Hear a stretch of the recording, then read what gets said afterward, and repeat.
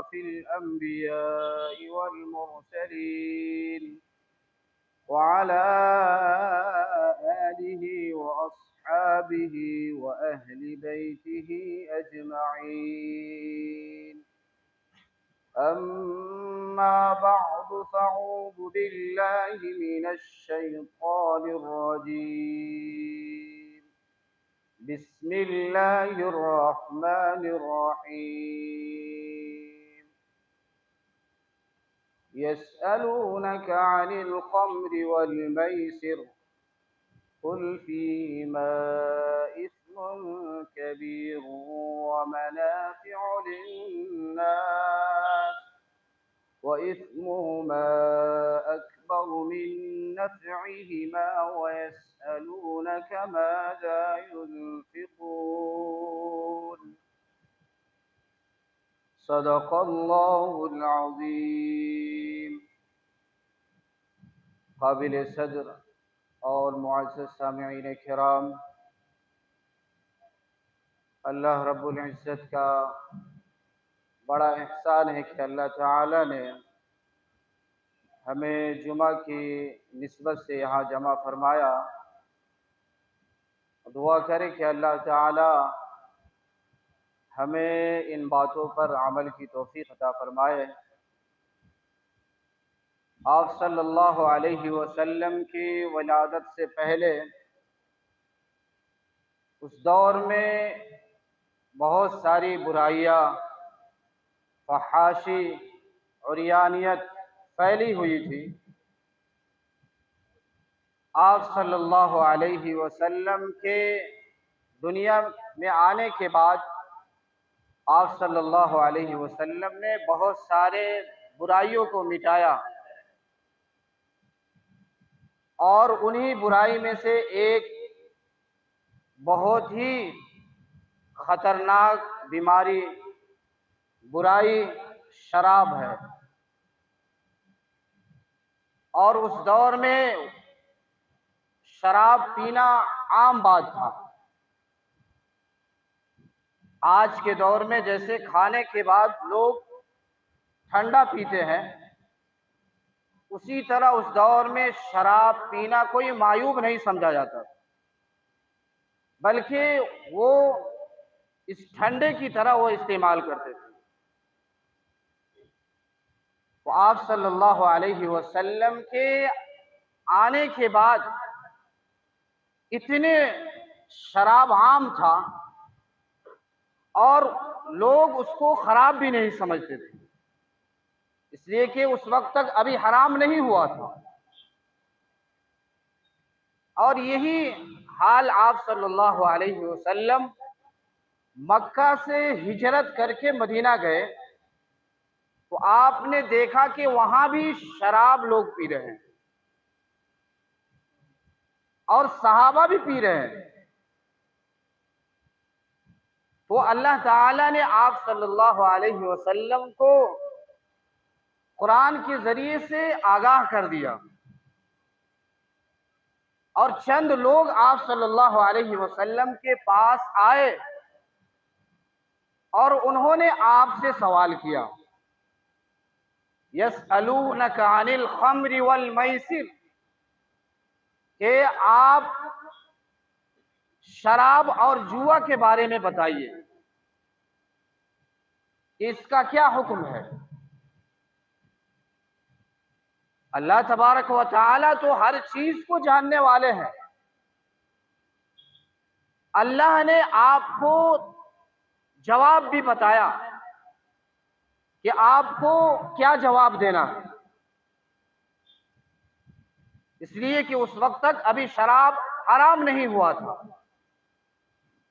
وہی صحابہ جو آپ صلی اللہ علیہ وسلم کے صحبت میں رہ کر، آپ صلی اللہ علیہ وسلم کی تربیت میں رہ کر، وہ آج ہمارے لیے مشعل راہ ہے، وہ ہمارے لیے نمونہ ہے. ہم کسی ایک صحابہ کا بھی اگر اقتدا کرتے ہیں، ان کی پیروی کرتے ہیں، تو ہم کامیاب ہو جائیں گے. وہ صحابہ وہ بھی زمانہ جاہلیت میں شراب نوشی میں تھے، لیکن آپ کی صحبت میں رہ کر ایمان ان کے اندر پیوست ہو گیا، ایمان ان کے اندر جم گیا، وہ ہر کام کرنا اور آپ کے ہر بات کو ماننا ان کے لیے آسان ہو گیا۔ تو اللہ تعالیٰ نے فرمایا یسألونک عن الخمر والمیسر قل فیہما اثم کبیر ومنافع للناس، کہ آپ لوگوں کو کہہ دیجئے کہ یہ شراب اور جوا یہ بری چیز ہے اور اس میں نقصان ہے، لیکن کچھ فائدے بھی ہیں۔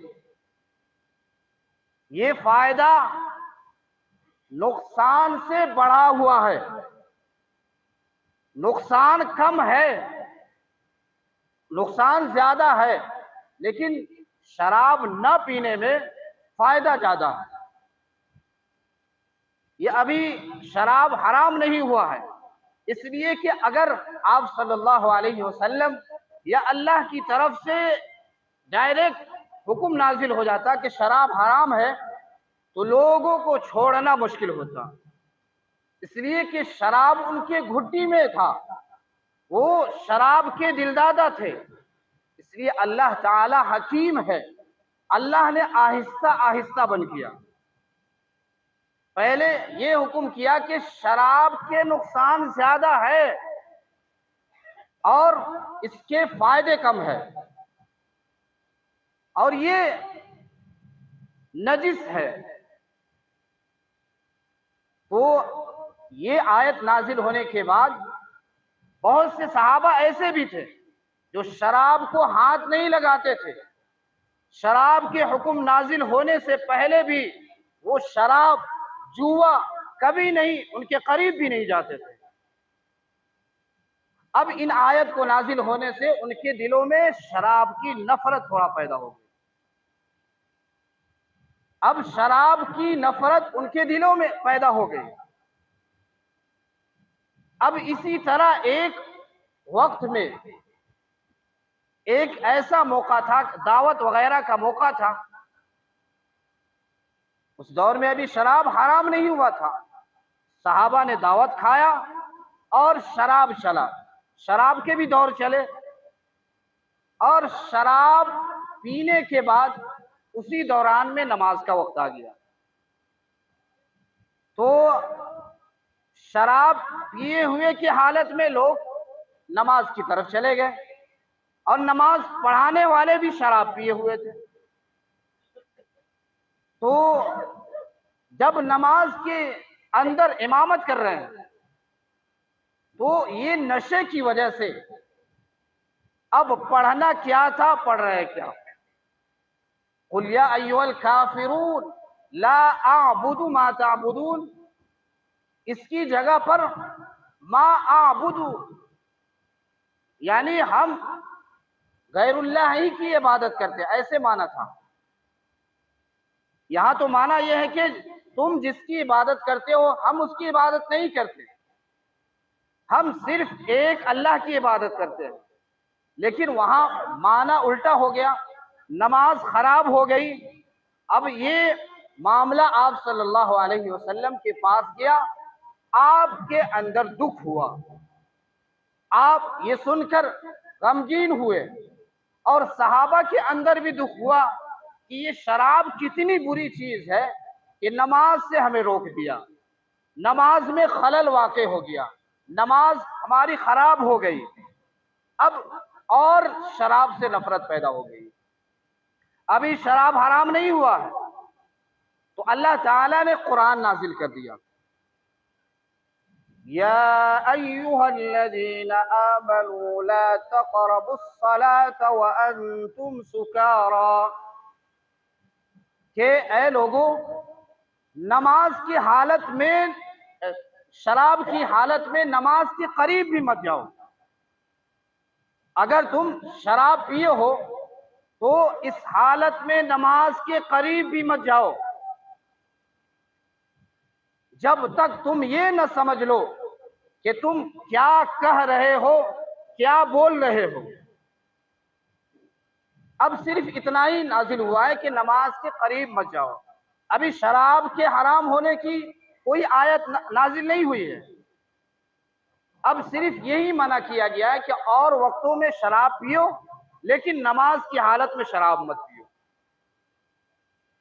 اب بھی صحابہ کے اندر نفرت ہوا، یہ شراب، اس کی وجہ سے ہماری نماز خراب ہو رہی ہے، ہم برائی کی طرف جا رہے ہیں۔ اور اسی طرح دوسرا واقعہ بھی پیش آیا، 3 سبب ہوئے شراب کے حرام ہونے کے۔ ایک وقت دعوت چل رہی تھی، اور اس دعوت میں پھر کھانے کے بعد شراب کا دور چلا۔ شراب پینے کے بعد عقل ختم ہو جاتا ہے، لوگ نشے کی حالت میں ہو جاتے ہیں۔ تو یہ نشے کی حالت میں ہو کر ایک صحابی نے ایک اونٹ کا جبڑا اٹھا کر ایک شخص کے سر پر مار دیا، اور اس کی وجہ سے سر پھٹ گیا۔ اب یہ خبر بھی آپ صلی اللہ علیہ وسلم کے پاس پہنچا۔ آپ نے اللہ سے دعا کی،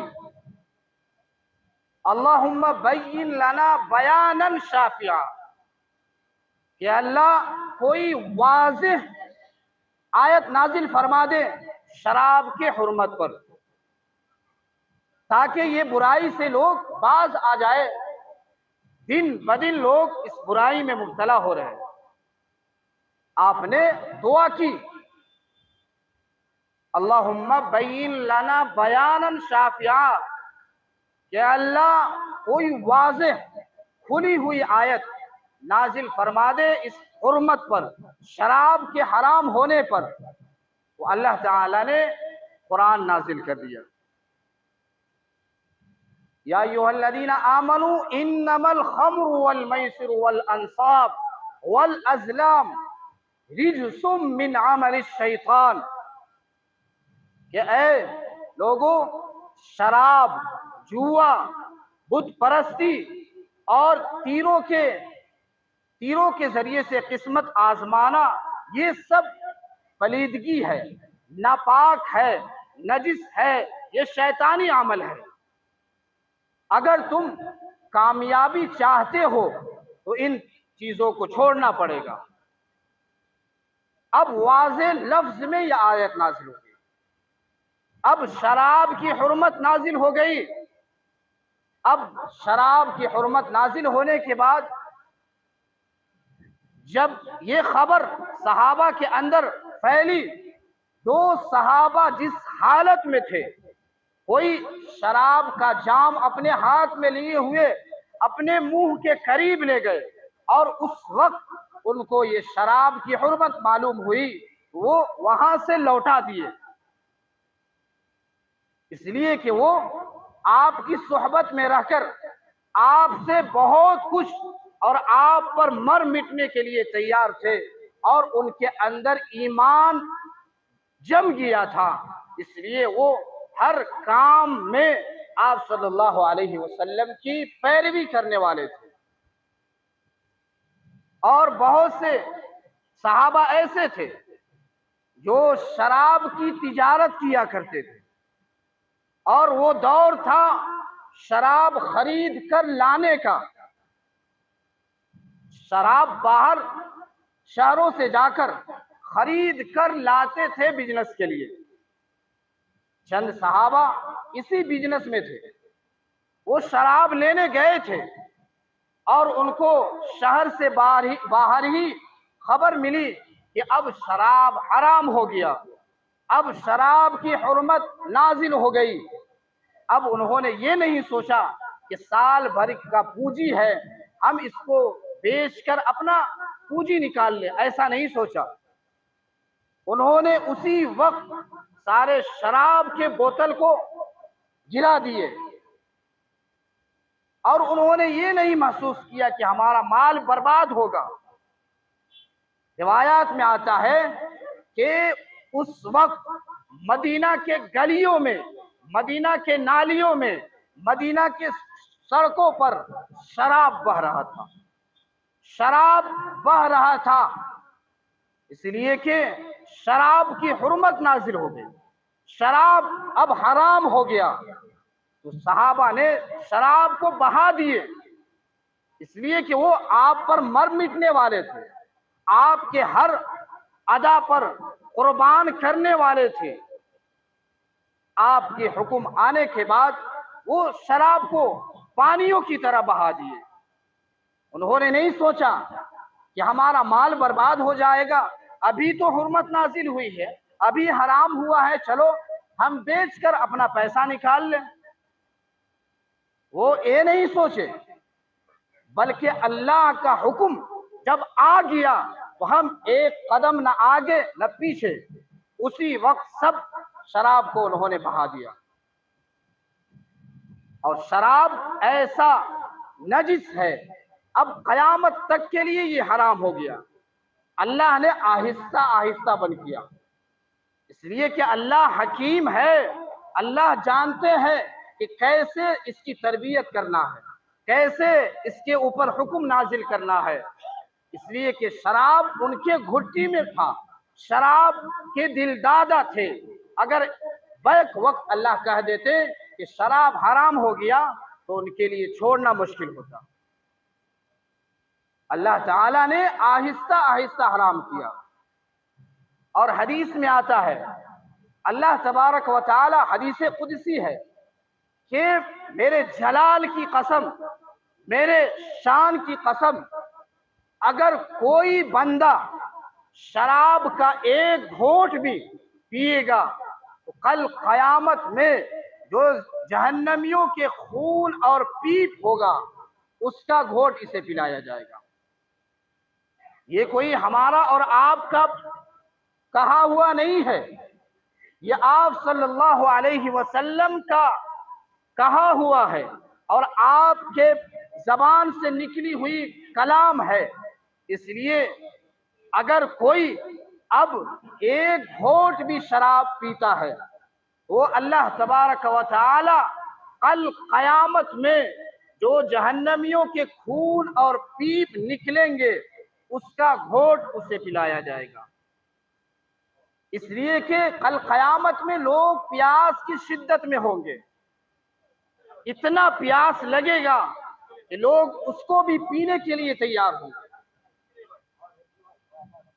اور دوسری حدیث میں ہے کہ آپ صلی اللہ علیہ وسلم نے فرمایا کہ بہت سے لوگ ایسے ہوں گے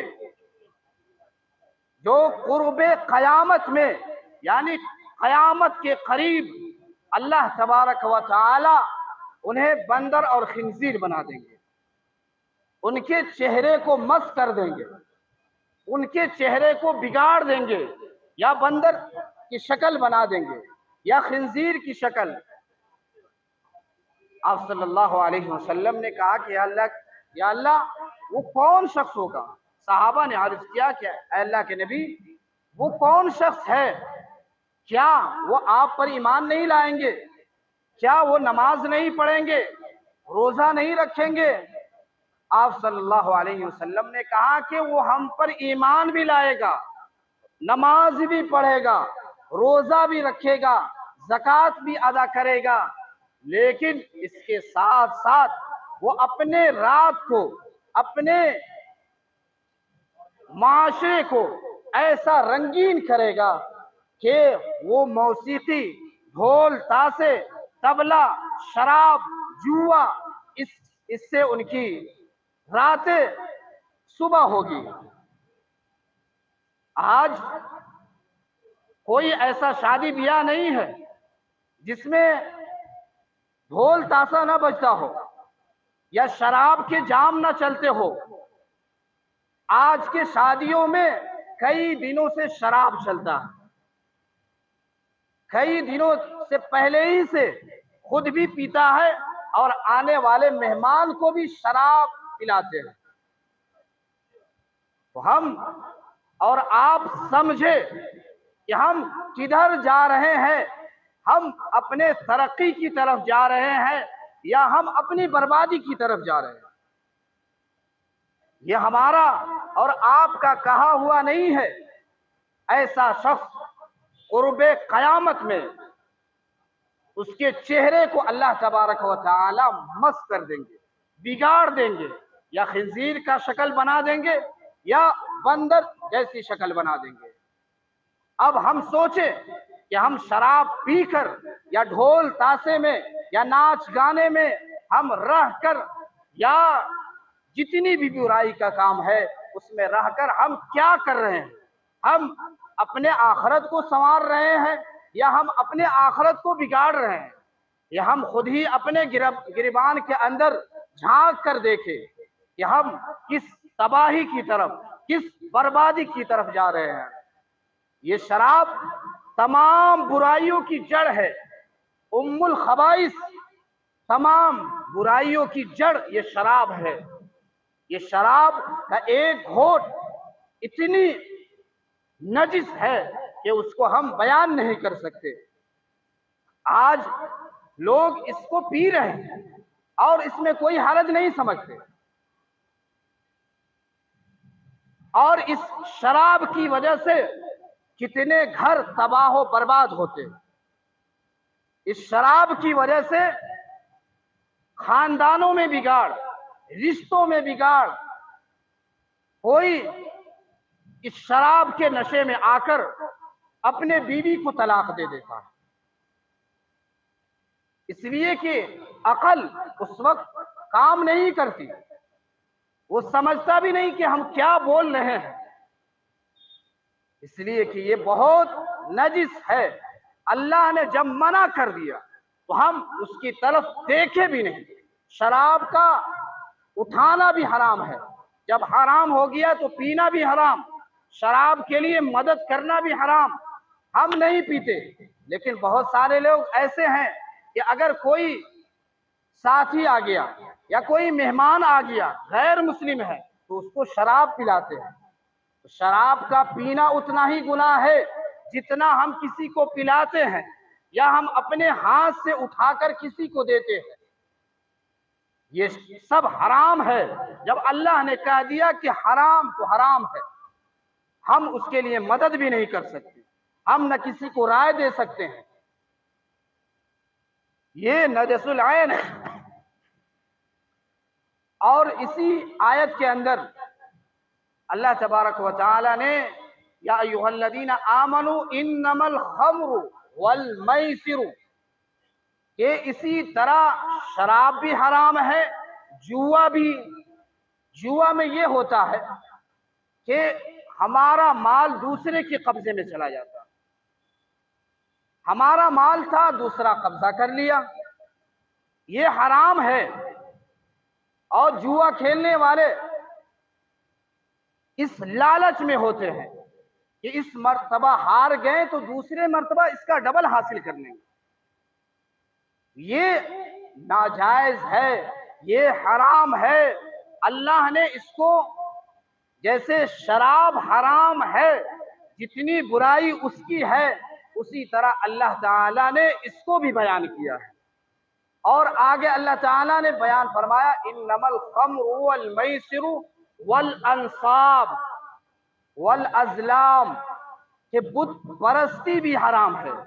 بت پرستی تو ہر شخص جانتے ہیں کہ حرام ہے، اس کی قباحت ہر شخص جانتا ہے کہ انسان بت پرستی نہیں کرے گا۔ ہم مسلمان ہیں تو ہم بت پرستی نہیں کریں گے۔ اور اللہ نے شراب کو بھی اسی کے ساتھ بیان کیا ہے۔ جس طرح بت پرستی مسلمان نہیں کر سکتا، اسی طرح مسلمان شراب نہیں پی سکتا، اسی طرح مسلمان جوا نہیں کھیل سکتا۔ جتنی برائی بت پرستی کی ہے اتنا ہی شراب پینے کی، جوا کھیلنے کا۔ اور چوتھا چیز والازلام، تیروں کے ذریعے سے قسمت آزمانا۔ پہلے ایسا ہوتا تھا کہ بہت سارے تیر ایک ٹوکرا میں رکھ دیتے تھے، اس ٹوکرے میں رکھ کر جو قسمت آزماتے تھے، وہ لوگ آزمانے والے تھے، جنتر منتر پڑھنے والے، وہ رکھ دیتے تھے اگر کسی کو کہیں سفر میں جانا ہے یا کوئی بزنس کرنا ہے یا کوئی کام کرنا ہے تو وہ سب سے پہلے آ کر اپنا قسمت آزماتے تھے، اور اس تیر کے اوپر یہ لکھا ہوتا تھا ہاں، نہیں، اور کسی تیر پر کچھ بھی نہیں لکھا ہوتا تھا۔ ہاتھ لگا کر اس میں سے ایک تیر نکالا جاتا، اگر اس تیر پر لکھا ہوا نہیں آ گیا تو کہا جاتا تھا کہ آپ سفر نہ کریں، آپ کے لیے سفر کرنا صحیح نہیں ہے، آپ ابھی بزنس نہ کیجئے، اس لیے کہ آپ کے قسمت میں نہیں آیا۔ اگر ہاں والا تیر نکل جاتا تو کہتا کہ ہاں جاؤ، تم بے فکر جاؤ، سفر کرو، بزنس کرو، تمہارے قسمت میں صحیح ہے۔ اگر کچھ بھی نہیں لکھا ہوا آتا، نہ ہاں لکھا ہوا ہے نہ لکھا ہوا ہے، وہ بتاتے تھے کہ نہیں، اب تم نہ بھی کر سکتے ہو، کر بھی سکتے ہو، کوئی حرج نہیں ہے، کرنا چاہو تو کر لو، نہیں کرنا چاہو تو نہیں کرو۔ تو اس تیر کے اندر ہماری قسمت نہیں ہے، قسمت بنانے والے اللہ ہے۔ یہ تیر کس نے بنایا؟ یہ انسان نے بنایا، اس پر لکھا کس نے؟ انسانوں نے لکھا۔ یہ قسمت نہیں ہے، قسمت تو اللہ نے ہمارے پیدا ہونے سے پہلے لکھ دیا کہ ہمیں کہاں رزق ملے گا، ہماری موت کہاں ہوگی، یہ نیک ہوگا یا بدبخت ہوگا، یہ سب پیدا ہونے سے پہلے ہی اللہ فیصلہ کر دیتے۔ اب ہم کسی کاہن کے پاس جا کر ہم قسمت آزمائے، ہمارے لیے کتنا بیوقوفی ہے، بلکہ اللہ کی خدائیت میں، اللہ کے ایک ہونے میں ہم شک کر رہے ہیں۔ ہمیں تو بھروسہ اللہ پر ہونا چاہیے، ہم اللہ پر بھروسہ چھوڑ کر ہم تیروں کے اوپر، قسمت آزمائی پر ہم بھروسہ کر لیے، اس لیے کہ یہ سب قسمت بنانے والے، قسمت بگاڑنے والے سب اللہ کے ہاتھ میں ہے۔ اللہ چاہے تو ایک انسان کو کروڑ پتی بنا دیتا ہے، وہی انسان ساتھ میں ہے لیکن اس کو روڈ پر اللہ بیٹھا دیتا۔ اگر انسان کے اندر ہوتا تو اس کو بھی اتنا ہی مالدار بنا دیتا، لیکن یہ چیزیں کسی کے کہنے سے یا کسی کے کوشش سے یہ حاصل نہیں ہوتا، یہ حاصل ہوتا ہے اللہ کے تقدیر پر ایمان رکھنے سے۔ اللہ نے ہمارے قسمت میں یہ چیز لکھ دیا، وہ ہو کر رہے گا۔ اس لیے اللہ سے دعا کرے کہ اللہ تعالی ہم سب کو ان تمام برائیوں سے حفاظت فرمائے، اور خاص طور پر شراب، جوا، اس کے علاوہ جتنی برائیاں ہیں ان سب سے ہمیں توبہ کرنے کی توفیق عطا فرمائے۔ وآخر